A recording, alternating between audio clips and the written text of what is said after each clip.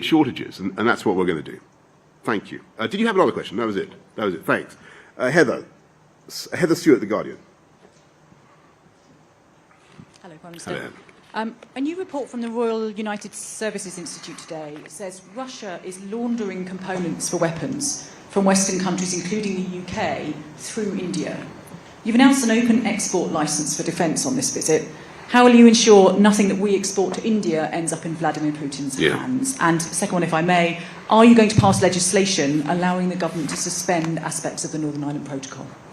Thanks very much, Heather. So, look, one of the things that has been really effective in the sanctions that we've seen so far is the ban on tech transfer to Russia, and that really makes a difference. And it's starting to mean that they can't service their planes. There are real problems starting to arise. We've got to ensure we keep that ban tight. We'll be making sure that we don't allow any loopholes of any kind. So we will take steps to make sure that stuff does not go through other routes to Russia.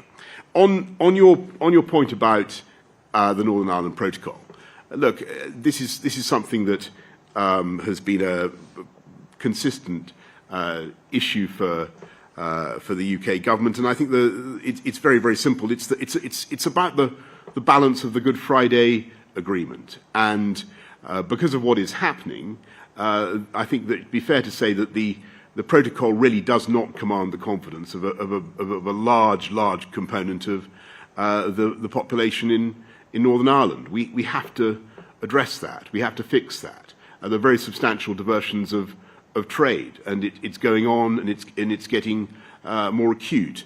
We have to fix that. We think we can do it with some very simple and reasonable steps, and we've talked repeatedly to our friends and partners in the EU. We'll continue to talk to them. But as I've said many times now, we don't rule out taking further steps if that's necessary, and that's the position. But I've said that many times. Of course. Steve, that goes without saying. Steve Swinford, The Times.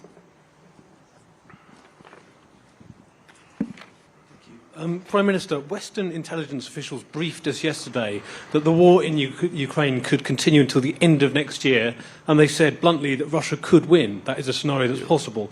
Do you accept that assessment, particularly that time frame? And secondly, you're reopening our embassy in Kiev. Can we expect regular visits by you and other ministers in coming months? So, Steve, yes. I mean, look, I think the sad thing is that that is a realistic possibility. Yeah, of course. Putin has a huge army. He has a very difficult political position because he's made a catastrophic blunder. He has the only option he now has really is to continue to try to use his appalling grinding approach, led by artillery, trying to grind the Ukrainians down. And he's very close to securing a land bridge in Mariupol now. The situation is, I'm afraid, unpredictable at this stage. We've just got to be realistic about that. But what we've also seen is the incredible heroism of the Ukrainians and their willingness to fight. And I tell you something, I think that no matter what military superiority Vladimir Putin may be able to bring to bear in the next few months, and I agree, it could be a long period, he will not be able to conquer the spirit of the Ukrainian people. That is just an observable fact. On the contrary, what he is doing every day is strengthening and reinforcing that will to resist in the people of Ukraine. And so I think what we in the supporters of the Ukrainian people need to think about is what further steps we can do to support them militarily. And you know about what we're doing with the artillery that we're sending, the shells that we're sending, both NATO standard and Warsaw Pact, a former Warsaw Pact standard. You know about the armoured cars, 150 armoured cars. I think perhaps what I haven't said in public before is that we're also looking more at what we can do to backfill in countries such as Poland, who may want to send heavier weaponry to help defend the the Ukrainians. So we're looking at sending tanks to Poland to help them as they send some of their T-72s to Ukraine, and other steps like that. And I think about the anti-ship defences and so on. So we've got to look at what more we can do militarily. We've got to keep intensifying the economic sanctions, and that's what we're doing. We want to make sure that there is wave after wave of intensifying pressure on Putin. And we've also got to set out a vision for the future of Ukraine in the security architecture of Europe. And where does Ukraine fit in now?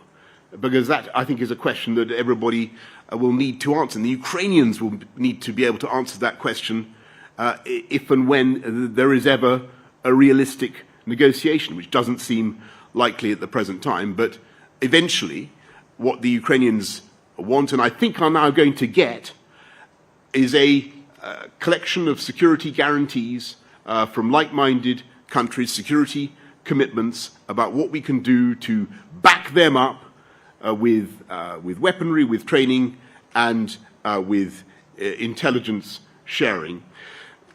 Not like an Article 5 guarantee, won't be exactly the same thing, but what it will be I hope, it will enable the Ukrainians to offer deterrence by denial, and to make sure that their territory is so fortified as to be impregnable in the future to further attack from Russia.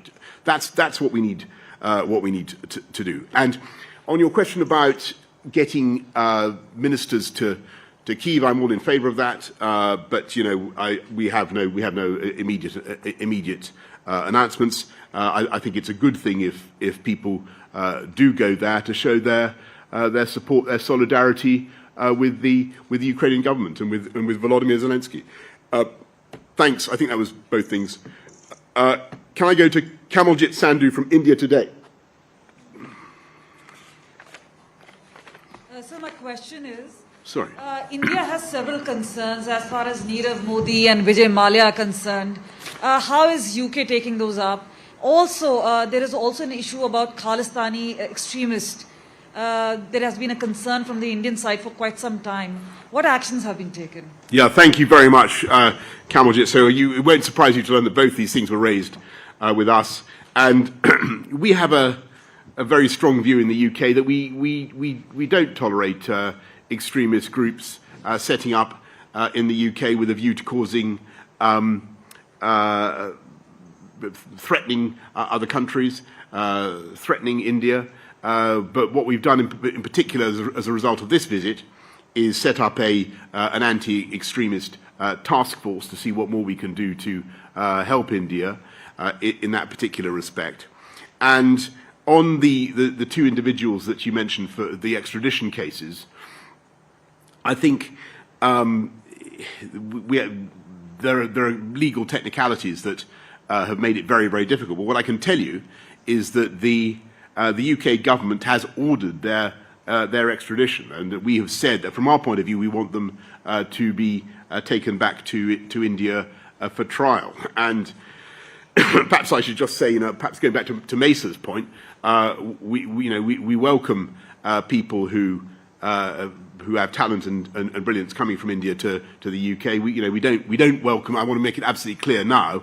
We don't welcome people who want to use our legal system to evade the law here in India. So let me be absolutely clear about that. Let's go to Rizal Hassan Laskar from his Hindustan Times.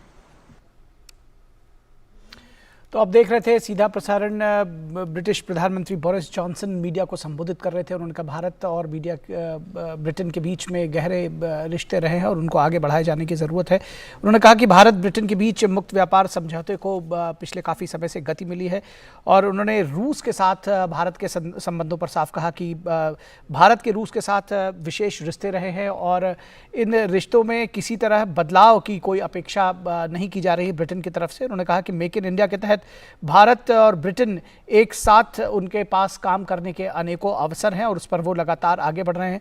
उन्होंने भारत की लोकतांत्रिक व्यवस्था और यहाँ के 135 करोड़ भारतीयों के लोकतंत्र के वाहक बनने की प्रशंसा की। उन्होंने कहा कि भारत एक महान लोकतांत्रिक देश है जो प्रगति के पथ पर लगातार आगे बढ़ रहा है और जहाँ 135 करोड़ लोग लोकतंत्र के वाहक हैं। उन्होंने कहा कि भारत ब्रिटेन के लिए और ऊर्जा उत्पादन करेंगे, भारत और ब्रिटेन और ऊर्जा उत्पादन करेंगे और इसके साथ ही साथ उन्होंने कहा कि ब्रिटेन में कई क्षेत्रों में रोजगार के अवसर पैदा हो रहे हैं और प्रतिभा संपन्न और कौशल संपन्न लोगों का ब्रिटेन में हमेशा स्वागत है। उन्होंने कहा कि यूक्रेन के विशेष संदर्भ में कि यूक्रेन को और सैन्य सहायता उपलब्ध कराई जा सकती है आने वाले समय में और यूक्रेन में कीव में अगले हफ्ते फिर से दूतावास खोले जाने की बात कही। तो कुल मिलाकर तमाम विविध विषयों पर उन्होंने अपनी बात रखी। विजय माल्या और नीरव मोदी के प्रत्यार्पण को लेकर के उन्होंने कहा कि कुछ लीगल इश्यूज ज़रूर हैं, लेकिन जो यूके की सरकार है वो चाहती है कि प्रत्यार्पण हो और लीगल इश्यूज़ के साफ होते ही जो प्रत्यार्पण है वो हो सकेगा। तो तमाम सारे विविध विषयों पर ब्रिटेन के प्रधानमंत्री बोरिस जॉनसन ने अपनी बात रखी। और इससे पहले दिल्ली के हैदराबाद हाउस में प्रधानमंत्री नरेंद्र मोदी और ब्रिटेन के प्रधानमंत्री बोरिस जॉनसन के बीच प्रतिनिधिमंडल स्तर की वार्ता हुई।